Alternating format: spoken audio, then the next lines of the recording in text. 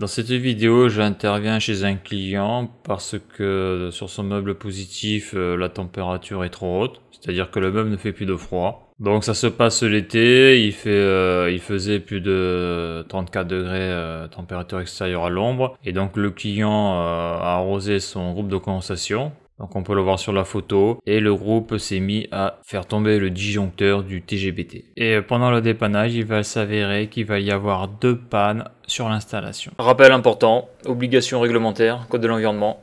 Pour intervenir sur un circuit frigorifique, il faut que l'entreprise soit titulaire de l'attestation de capacité et que l'intervenant soit titulaire de l'attestation à la manipulation des fluides frigorigènes. Le port des équipements de protection individuelle est nécessaire pour intervenir sur le circuit électrique et frigorifique. Donc là, ce disjoncteur-là alimenterait donc 2 petits meubles de linéaire, là, 2 petits linéaires. Là. Donc là, je suis dans un petit magasin là, et le compresseur. Donc dès que je le mets, ça pète au niveau du TGBT. Donc je pense que ce qui est con, c'est qu'il n'y a pas de sélectivité. Donc ça, c'est le compresseur qui, soit c'est au niveau du groupe de condensation, ou soit c'est au niveau des linéaires que ça saute. Moi, je pense plutôt au niveau du groupe de condensation, le compresseur qui aurait lâché. Donc là, je vais sortir mon mégomètre et je vais voir ce que ça dit déjà à ce niveau-là, voir s'il y a un défaut d'isolement. Donc là, j'ai mis sur 500 volts mon mégomètre. Là, je l'ai mis là, donc ça c'est pour la vidéo, mais ça passe. Donc quand j'appuie dessus, j'ai l'infini. Donc là, ici, il y a du 400 volts. Ici, j'ai coupé. Ici, on va alimenter les deux linéaires, plus ici le compresseur là. Donc là je clique là sur le bouton, j'appuie sur le bouton. Et alors que je vais mettre sur les conducteurs, on voit que j'ai un défaut d'isolement là. Donc là, je me mets ici là. Et je me mets ici. Hop, j'appuie, défaut d'isolement. Je fais ça. Donc là, pareil, défaut d'isolement. Et là, alors par contre, là, défaut d'isolement. C'est bizarre que je l'ai même sur le neutre, alors que le compresseur est alimenté en tri. Donc là, ce que je vais faire, c'est que je vais décabler le compresseur, la puissance du compresseur. Donc là, ces câbles là, ces 3 conducteurs là, dans mon avis, ça doit aller. Donc ça, à mon avis, ça va au groupe de condensation. Sur le groupe de condensation, il y a le compresseur à piston. Il y a aussi 2 ventilos. Donc je sais pas si tout est pris sous ce contacteur là, à mon avis oui. Donc là je vais aller voir au niveau du groupe de condensation si c'est le compresseur qui est mort, parce que là il y a un défaut d'isolement, donc ça c'est le compresseur qui est mort, ou soit c'est un des 2 moteurs des ventilocondenseurs qui sont morts. Voilà, donc dans tous les cas le client à mon avis restera en panne, parce que vu la chaleur qu'il fait, avec un ventilo ça va pas être suffisant. Donc là on voit le truc que c'est là, c'est en mort là, bizarre hein. Ils auraient pu mettre un peu plus de sélectivité, quoi. Un disjoncteur pour les meubles, un disjoncteur pour le groupe de condensation. Donc là, ils ont tout mis en commun. Donc là, je vais mettre un petit domino, ce que je vais refermer au cas où ça se foutrait sous les bords, parce que là, il y a du jus, là. Voilà. Donc le groupe de condensation a une petite armoire qui est à l'intérieur du bâtiment, donc on peut la voir. Et après, l'alimentation de cette armoire va au TGBT. Donc le TGBT, c'est le tableau général basse tension. Et donc lorsqu'il y a le défaut, eh bien le disjoncteur dans l'armoire ne saute pas, ça saute directement au TGBT. Donc on peut voir l'armoire, hein. Donc en haut on a F1, on a un disjoncteur tétrapolaire, donc c'est le disjoncteur, je crois que c'est un 20 ampères, c'est le disjoncteur donc de l'armoire électrique. Et sur la droite là, tout en haut là, on a un interrupteur sectionneur. Après en dessous on a un contacteur moteur et un relais thermique. Donc ce qui est très étrange, c'est que le disjoncteur reste constamment enclenché. Comme j'ai dit, c'est le disjoncteur du TGBT qui tombe. Et surtout, ce qui est de très merdique dans cette armoire là, c'est qu'il n'y a aucune sélectivité, c'est-à-dire que ce disjoncteur là alimente le groupe de condensation et le meuble positif, meuble que l'on peut voir sur la photo. Et là sur cette photo là on peut voir le disjoncteur donc qui tombe au TGBT. Donc la fonction différentielle, on la voit pas sur ce disjoncteur là, elle est sur un interrupteur différentiel qui protège donc toute une rangée de disjoncteurs, qui protège ce disjoncteur là et les autres disjoncteurs au niveau des courants de fuite. Bon, ben donc je vais ouvrir ça et je vais tester directement aux bornes du compresseur. Voir s'il est bien mort. Donc vous voyez ce que je viens de voir là. Il y a de l'eau dans la boîte à bornes du moteur. Alors le client m'a dit que hier donc il y avait un problème de froid et on leur a dit d'arroser le condenseur. Donc moi je pense qu'ils ont arrosé à travers la grille là et ils ont mis de l'eau dans dans la plaque à borne là, donc ça me le fait péter là, mais à mon avis ça a dû faire un court-circuit, hein, parce que j'ai un défaut d'isolement sur les phases, donc je vais démonter, je vais enlever les phases là qui sont raccordées là, et je vais voir avec mon mégomètre ce que ça dit au niveau des enroulements du moteur du compresseur. Pourtant c'est bizarre parce que il a l'air d'y avoir le joint. Je sais pas comment toute cette eau a pu rentrer à l'intérieur. Parce que bon, ces machines là quand même elles sont faites pour encaisser les intempéries quoi. Mais bon voilà, d'où l'importance de bien mettre les pré-setup, hein. Donc là ce qui se passe c'est que comme les ici là, ça c'est le raccordement des enroulements du compresseur. Là on voit que ça baigne dans l'eau, donc j'ai un défaut d'isolement direct là, avec la terre. Quand j'ai fait le test là, avec le mégomètre, quand je mets 2 pointes dans l'eau, ça crée un défaut d'isolement sur du 500 volts. Donc là il faut que je sèche ça là. Je sais pas comment je vais faire. Je crois que je vais ouvrir, je vais défaire les vis là pour que l'eau se barre, parce que ce qui est impressionnant c'est que c'est super étanche, l'eau est dedans. Alors on peut voir dans le boîtier de raccordement du compresseur, donc c'est un compresseur semi-hermétique, qu'il y a de l'eau. Et on peut voir que l'eau remplit le fond de la boîte de raccordement sur au moins un demi-centimètre. Et on peut voir que là où il y a la flèche, là, donc il y a les conducteurs qui sont raccordés sur les enroulements du moteur du compresseur. Et donc ça sort en pièces nues, hein. Donc là il y a des cosses dessus. Et donc l'eau fait que les 6 conducteurs qui raccordent les enroulements du moteur à la plaque de raccordement du compresseur, donc c'est là où on peut voir le couplage étoile, là où il y a la flèche là, et bien ça produit un défaut d'isolement. C'est pour ça qu'au mégomètre, lorsque je faisais mes tests au début de la vidéo, j'avais 0 ohm, donc court-circuit. Donc à noter que lorsque je faisais mes tests, des fois j'avais le différentiel qui tombait au niveau du TGBT, et des fois c'était le disjoncteur que j'ai montré au niveau du TGBT qui tombait. C'était soit l'un soit l'autre, mais jamais le disjoncteur de la petite armoire du groupe de condensation. Donc la très grande question qu'on peut se poser, c'est comment cette eau a fait pour entrer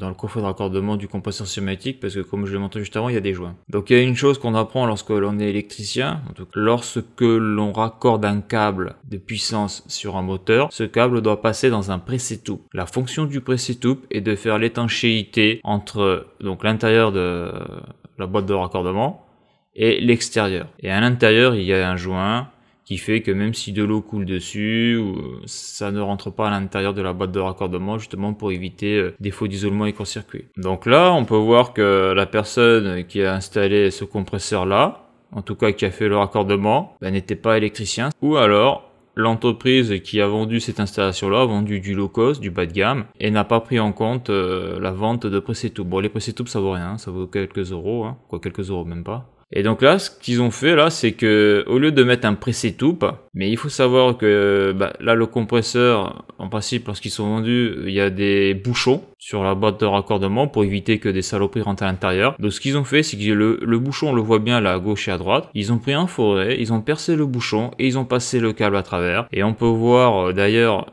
une des fonctions du pré-setup, c'est de retenir le câble, de le serrer. Comme le bouchon ne peut pas serrer le câble, ils ont mis un petit collier Colson pour éviter que si on tire sur le câble, que le câble sorte. Le gros problème, c'est que comme j'ai dit, le pré-setup, sa fonction, c'est faire l'étanchéité entre le milieu intérieur et extérieur. Donc lorsque le client a arrosé le groupe de condensation, bon déjà le client il n'était pas habitué à faire ce genre de manipulation. Au lieu d'arroser le condenseur, il a arrosé le compresseur. Quoi, il a tout arrosé, quoi. Il n'a pas cherché à comprendre, et vu que là où il est, il y a de la pression au niveau de l'eau, c'est comme ça que l'eau est rentrée dans la boîte de raccordement, et c'est ce qui a fait sauter parce qu'après le client a voulu réarmer et bon, ça ne marchait pas. Donc on voit l'importance de mettre des pré-setup là où il faut en mettre. S'il y avait eu des pré-setup, il n'y aurait pas eu ce défaut là. Bon, après peut-être que le gars qui a installé ça, il avait pas de pré-setup, bon voilà, il est salarié, on lui dit de poser, il pose, quoi. Il cherche pas midi à 14h quoi.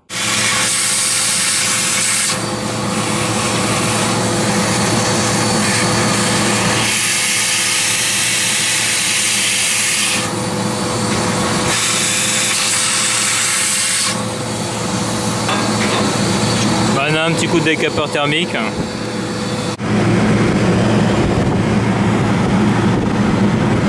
Donc là je chauffe doucement là, à la bonne distance quand même. Je vais sécher tout ça. Et après je referai un test d'isolement avec mon mégomètre. Donc là, je vais faire un test d'isolement. Là on voit que je suis à plus de 10 mégaohms. Donc c'est pas mal. Même ça aurait été mieux à 100 mégaohms. Donc là en principe si j'envoie le jus, il devrait plus sauter. Donc là je vais couper le jus à l'armoire. Là je vais recabler le compresseur. Et puis je vais faire un test.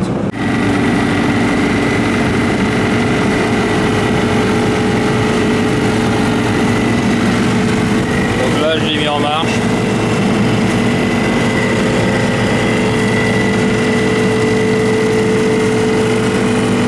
Deux ventilos condenseurs tournent.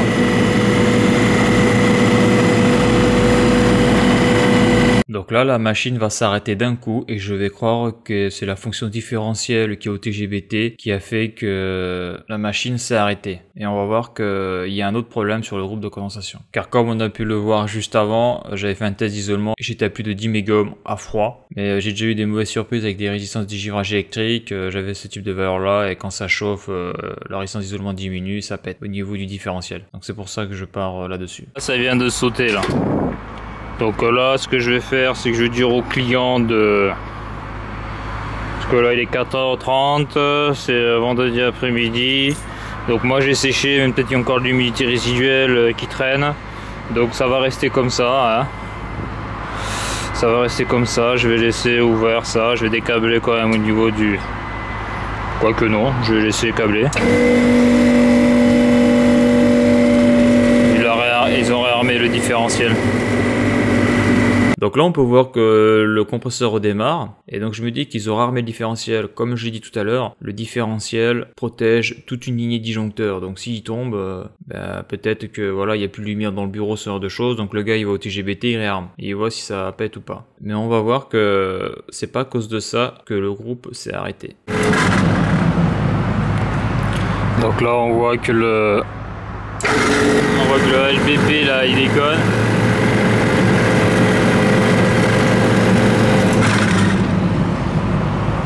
Donc là on voit que le truc, bon, il est plus tout jeune quoi, il n'y a pas de repère, il n'y a rien, les graduations ont disparu. Donc là je vois que là ici là ça serait la HP, là ça serait la BP. Donc j'ai l'impression que quand je touche ici, je touche à la... C'est ça qui est chiant, parce que de l'autre côté il y a les connexions, là on n'a pas le... Comme sur les Danfoss, là, la petite palette là, pour les tester là. Je sais pas quand je touche ça, si je touche BP, HP, je sais pas. Et en plus il y a l'air d'y avoir du fluide.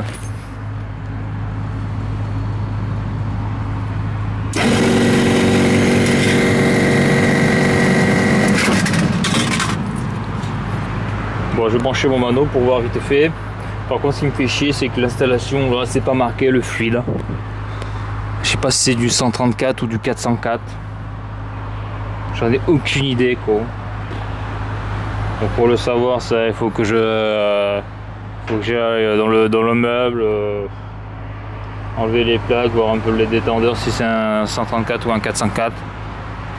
Vu que ça a l'air d'être un groupe autonome, ça a l'air d'être du 134, vu que c'est du positif. Je suis pas sûr, c'est pas marqué. Ah, bah si, c'est du 404, ouais. Ok. Donc on peut voir que c'est du R404A, mais par contre sur la machine, en tout cas sur la bouteille liquide, il n'y a pas un adhésif avec marqué dessus la date et la charge de la machine. C'est-à-dire qu'on ne connaît pas exactement la quantité de fluide qui est à l'intérieur. Donc ça en principe c'est obligatoire hein, de savoir exactement la charge qui a été mise dans l'installation. Un truc de ouf, si je suis au 404, je condense à plus de... Je suis à 65. Je suis à 60, ouais.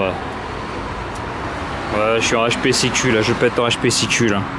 Pourtant le condenseur est propre. Hein.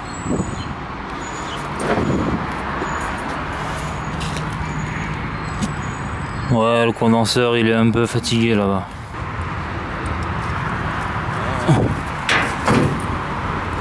Ah, le condenseur il est pas dégueulasse là. Donc là on peut voir sur la photo que la HP est montée jusqu'à 27 bars, ce qui correspond sur du R404A à une température de pratiquement 60 degrés Celsius. Donc c'est pour ça que le groupe de condensation s'arrête par le biais du HP sécurité. Donc là, à ce moment-là, il y a un truc que je comprends pas, c'est que je vois visuellement les deux ventilateurs tourner, mais je vois aussi que le condenseur est quand même assez propre, et je ne comprends pas pourquoi ça monte aussi vite en HP. Ça monte à une vitesse en HP comme si le ventilateur ne marchait pas ou si le condenseur était bouché. Donc après, je vais partir sur la panne des incondensables, et donc je vais faire le test des incondensables, mais on va voir après que ce n'est pas ça, car si tu as bien observé la vidéo, à un moment donné, on voit les deux ventilateurs tourner, et on voit par le biais de la vidéo que le ventilateur de droite tourne moins vite que le ventilateur de gauche, et je vais voir après que le ventilateur de droite est sur un variateur de vitesse, et plus précisément un variateur de tension, et que ce variateur de tension déconne. Mais ça, je vais pas le voir au début. Je vais faire le test d'incondensable, il faut que je débranche le compresseur, vu que dans cette armoire de merde, il n'y a pas de contacteur, il n'y a pas de séparation, il n'y a rien du tout. Là, ça me gave ça. Parce que celui-là, comme ça, il tourne en permanence. Donc j'ai débranché le compresseur, j'ai appuyé sur le truc là du pressostat HBP là. Donc là ça tourne. Donc là la HP est descendue là. Donc on est sur du 404A. On va voir. On va voir combien il descend. Là il doit faire 33 degrés là. Là pour le moment on est à 40. Donc là j'ai 35. Et là j'ai 33. Alors je sais pas si mon mano il indique pas de la merde. Parce que ce qui est bizarre c'est qu'il est passé sous les 0 bars celui-là. Là. Ça je comprends pas ça.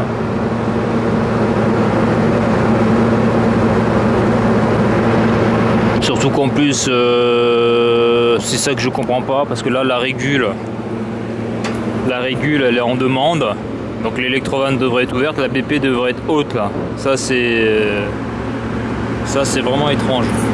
Donc là, si je me repasse dans le contexte, il fait 33-34 degrés à l'ombre, je suis habillé en bleu, tout ça, c'est vendredi soir, donc j'ai déjà une semaine de boulot dans les pattes, et là je commence à fatiguer là. Parce qu'en réalité, là, ce que l'on voit là, c'est que on est à moins 0,3 bar, et donc le mano continue à monter, je vais arriver à 0 bar. Et ça, je comprends pas parce que je suis branché sur l'aspiration. Le compresseur est arrêté, les électrovannes sont ouvertes parce que les régulateurs sont en demande. Donc là, ce qui se passe, là, c'est qu'il fait tellement chaud, l'aiguille du mano vient de faire un tour complet, c'est-à-dire que là, je dois être aux alentours de 13 bars. 13-14 bars. Donc c'est là où on voit les limites du mano à aiguille, hein. C'est pour ça que moi je préfère travailler avec des manos numériques, hein. En tout cas pour ce genre de choses, parce que voilà quoi, le BP il est bloqué à 10 bars, il vient de faire le tour, et donc là je suis fatigué, et là je me fais avoir, je crois qu'il y a un problème sur mon mano BP, ou il y a un problème sur la vanne de service du compresseur. Bon, mais je vais m'en rendre compte après. Ouais, donc là la BP elle est à 0 bar. Les meubles sont à 22 degrés, donc les électrovannes vont être grand ouvertes. Pourtant il a l'air d'y avoir du fluide. Dans le voyant est plein. Donc la BP devrait être haute. Donc on dirait qu'il n'y a pas d'incondensable. 33 degrés. 33 degrés mesurés, et sur le HP on est à 33-34, donc il n'y a pas d'incondensable. Et pourtant je pète en HP quoi. Ça c'est bizarre ça. C'est bizarre parce que derrière le condenseur il est pas dégueu.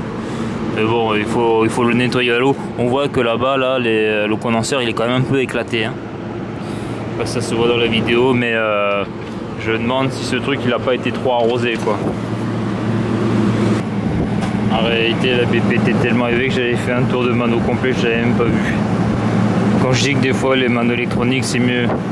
Donc là on est le vendredi soir, donc j'ai le groupe de condensation qui peut être en HP, donc je dois nettoyer le condenseur, contrôler les ventilateurs, ce que je ne vais pas faire, parce que je refais un test d'isolement au niveau du compresseur et je trouve que l'aiguille a plus de 10 mégaohms, mais moi je veux voir l'aiguille à 100 mégaohms, c'est-à-dire complètement à droite, parce que j'ai déjà eu des mauvaises expériences avec les résistances électriques, c'est-à-dire avec les résistances de digivrage, hein, sur les bacs négatifs. Comme le client avait perdu 300-400 euros de marchandises, donc je me suis dit ça va attendre lundi, car lundi je serai là, la machine fonctionnera. Plus j'avais une autre intervention à faire sur le site, donc s'il y a un souci, au moins je peux réagir assez vite. Alors là je viens de faire un test d'isolement, donc là il est lundi, là je suis revenu après 2 jours, donc la panne avait lieu vendredi.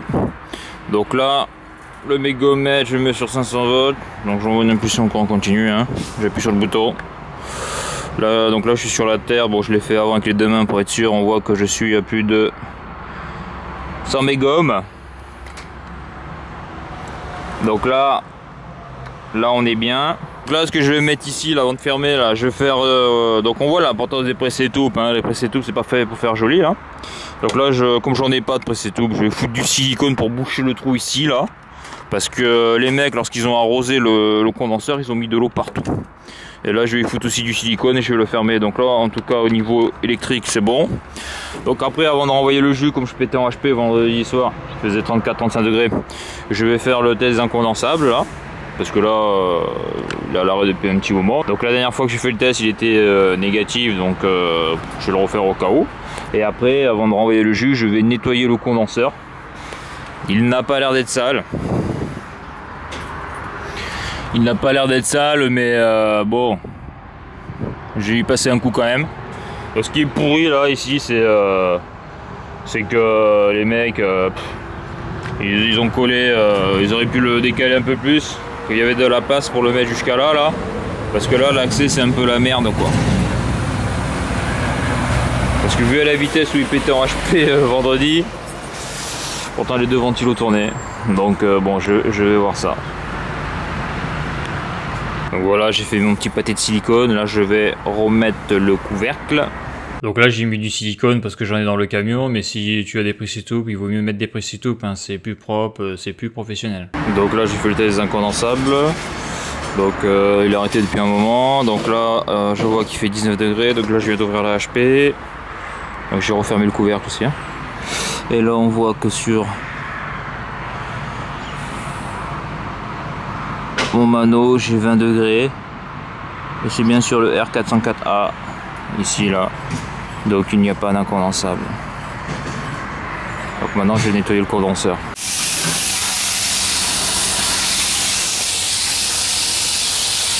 Bon, là j'ai bien nettoyé, mais il n'était pas sale. Hein. Donc là je vais le remettre en marche. Bon là j'ai bien nettoyé. Par contre il y a un truc que j'ai du mal à piger, c'est comment ils ont fait pour mettre autant de flotte dans la boîte de raccordement du compresseur. Probablement c'est peut-être que le mec qui a arrosé le condenseur, il a arrosé le compresseur. Donc là maintenant je vais le remettre en marche, mais avant je vais de nouveau raccorder le compresseur, sinon ça marchera pas. Donc là j'ai raccordé les phases, quoi, la lime du groupe de condensation là, qui est ici là, du compresseur. Ok, donc là je vais y mettre, tant que j'y suis, la pince ampère-métrique. Voilà. Donc là le compresseur il tourne. Donc là on condense à 39 degrés. Donc là l'autre ventilo là il s'est pas encore mis en marche là. Bon ben là il condense à 40 degrés avec un ventilateur qui tourne là. Donc celui-là il est sur variateur de tension qui est ici là. Donc là je vais boucher le condenseur. J'essaie de le bouger pour que ça s'allume. Je le bouche avec des cartons. Voilà. Donc là l'HP monte.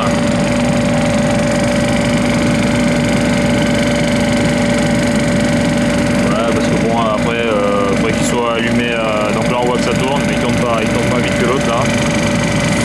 Il faudrait qu'il soit à fond à 45 degrés de condensation quoi.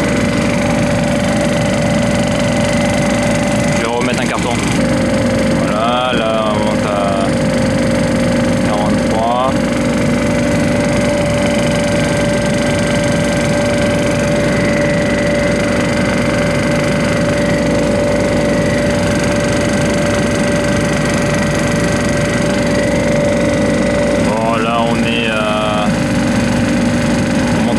Mais bon, comme il fait 21 dehors, là j'ai bouché le condenseur, bon tout est bon là.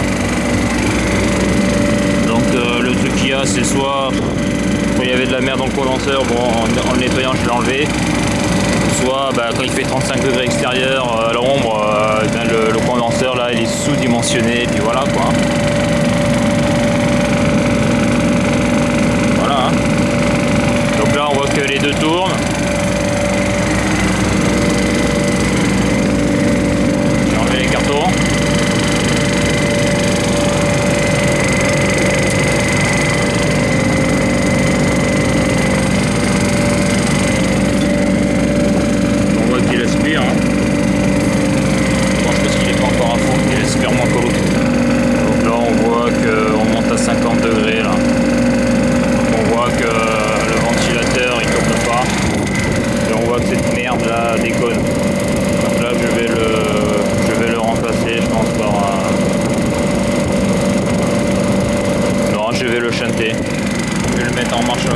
start.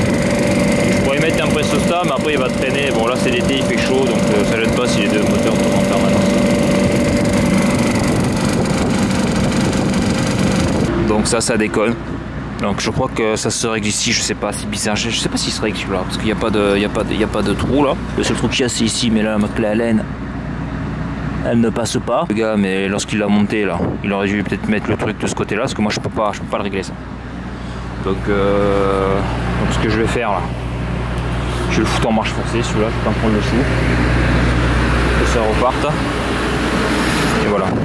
Donc là, celui-là je vais le chanter. Hein, parce que comment ça marche ici, on a le ventilo condenseur qui marche en 230 volts. Donc ça c'est un variateur de tension, donc ça c'est branché en série avec la phase de ça. Donc là j'ai deux câbles. Là il faut pas se tromper, parce que là on voit qu'il y a deux petits câbles là. Mais ça c'est la résistance de Carter qui est ici là, qui va là. Et donc là ce câble là, ce petit là, c'est celui-là. Donc là il faut pas se faire baiser la gueule, ou sinon on fait un court-circuit. Parce que là celui-là je vais le décabler et je vais mettre les deux conducteurs là sur le même domino pour qu'ils partent lui là en direct. Donc je contrôle, ok c'est le bon câble, donc ça c'est une alim et un retour. Donc là voilà. Parce que si je mets les deux là-dessus là, c'est la résistance de Carter, là je fais un court-circuit parce que là il y a phase neutre. Voilà. Donc maintenant je vais remettre ça. Je vais le faire repartir. Voilà. Donc là c'est raccordé, je vais envoyer le jus. Donc là j'ai remis le jus. Donc là il marche pas parce que là il est en digivrage. Le meuble est en digivrage. Donc là les deux viennent de se mettre en marche.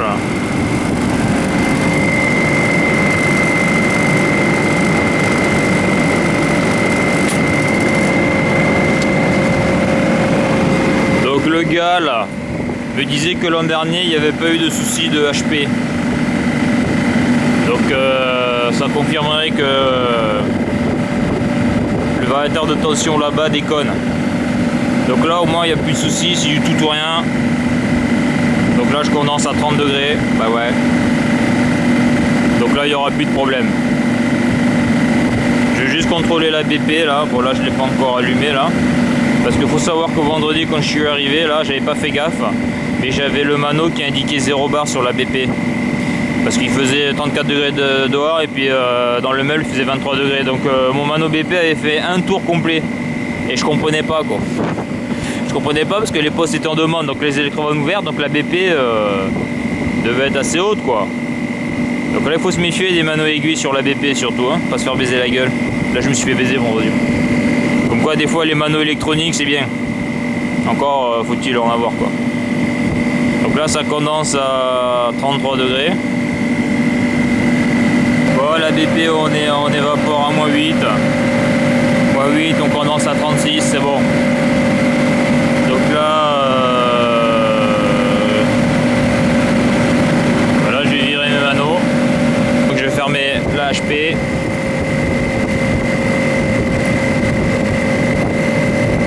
C'est de la merde ces clés là, dès que tu forces trop tu les bousilles. Après je vais transférer ces manos aussi, je les aime pas là.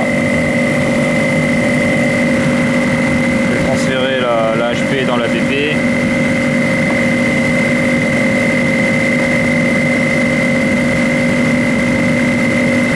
Voilà. Donc là après pour tirer au vide il faudrait lancer un digivrage.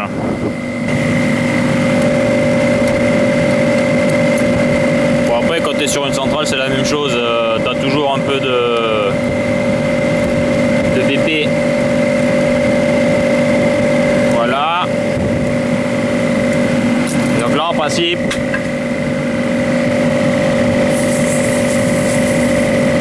et voilà. Donc ça c'est comme ça qu'on fait sur les centrales, hein, parce que sur une centrale on ramène jamais le fluide à la bouteille pour virer les manos, hein, c'est pas possible quoi. Et là, vu que c'est vieux, j'ai pas trop envie d'y toucher. Et après, sur ce type de machine là, après il faut lancer un digivrage. Après, même si on a des 24 de tours sur les flexibles, il y a un truc qu'il faut jamais oublier parce qu'on peut très vite se faire avoir, c'est que la pression qu'il y a dans le mano, on est obligé de l'évacuer à la pression atmosphérique, parce que lorsqu'on utilise son mano par exemple le jour d'après, suivant les conditions de température et de pression au niveau atmosphérique, et bien sur la BP, on aura, même sur la HP, il va falloir réétalonner le 0 sur le mano HP et BP par le biais de la petite vis qu'il y a sur le manomètre, pour être sûr des valeurs que l'on mesure. Voilà, donc là je vais resserrer après les presses étoupes. Alors un truc qu'il faut savoir, c'est qu'il existe des petites clés exprès pour les presses étoupes, hein. Donc moi là où je bosse, j'ai pas trop de moyens là, parce que je les avais desserrés pour brancher les manos.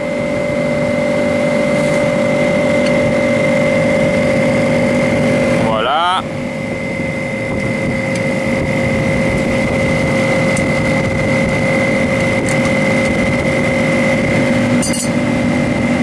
Pour resserrer les presses étoupes ou pour les desserrer à la des vannes de service des compresseurs, il existe des clés, donc je crois que c'est des clés en pouce, des clés plates, exprès pour ça. Ça évite d'utiliser la clé à molette parce qu'avec la clé à molette il y a toujours un peu de jeu, surtout avec les clés à molette bas de gamme, là, elle est pas chère. Ce qui fait que ça peut ovaliser l'écrou, donc qui sert ou qui dessert le presse étoupe. Donc là, ces régulateurs là, j'ai pas la documentation, donc là on voit que je suis à 1 degré, c'est bon. Et là je suis à 1 degré. Là donc j'y suis, je vais faire une recherche de fuite. Parce que le client mine de rien me dit que de cet été c'est la 5e fois qu'il jette la bouffe, donc du petit linéaire là. Et donc c'est vrai que souvent on peut dire lorsqu'ils appellent le frigoriste pour un dépannage et que le mec il est saturé, ben on va dire au client vous mettez un parasol sur le groupe de condensation, vous prenez un tuyau d'eau et vous arrosez quoi. Le souci c'est que là le problème, vu que l'an dernier ça marchait bien alors qu'il a fait aussi chaud, ça veut dire que l'an dernier ils n'ont pas eu besoin d'eau et ça n'a pas pété. Si ça pète maintenant, il n'y a pas de raison qu'il faille de l'eau quoi, surtout si le condenseur est propre. Donc c'était cette merde là qui déconnait. Donc après pour repartir il suffit de le mettre en marche forcée. Donc ça c'est bien l'hiver quoi. Là c'est l'été, c'est pas trop grave s'il marche en permanence. Pas en permanence s'il n'y a pas de régulation dessus. Là il marche un peu comme un groupe logé, là il marche en tout ou rien là. Le compresseur marche, les deux ventilateurs marchent, le compresseur s'arrête, les deux ventilateurs doivent s'arrêter en principe. Pour le moment je l'ai pas encore vu s'arrêter là, le compresseur. Donc là j'ai lancé un digivrage, on voit que le compresseur s'est arrêté et donc les deux ventilateurs s'arrêtent. Là je l'ai remis dans sa cage, je vois que la ligne liquide est pleine, donc tout est bon. Voilà, donc là je vais faire le petit devis quoi, je vais faire le devis. Donc là je vais dire aux clients qu'il faut remplacer donc cette pièce là, au niveau de l'HP là, le capteur de pression là, et le pressostage BP parce qu'il n'y a plus les graduations. Bon et bien voilà, il a l'air de bien fonctionner. Il n'a pas pété, il n'a pas disjoncté, nickel. Alors voilà pour cette vidéo, donc comme tu as pu le voir, suivant la température extérieure, s'il fait très chaud, avec la fatigue, etc. Eh bien tu peux être amené à faire des erreurs de diagnostic ou en tout cas à mettre beaucoup plus de temps à trouver la panne alors que c'était une panne quand même assez facile à trouver. Alors si tu as aimé la vidéo, n'hésite pas à la liker et à la partager et à bientôt pour une prochaine vidéo.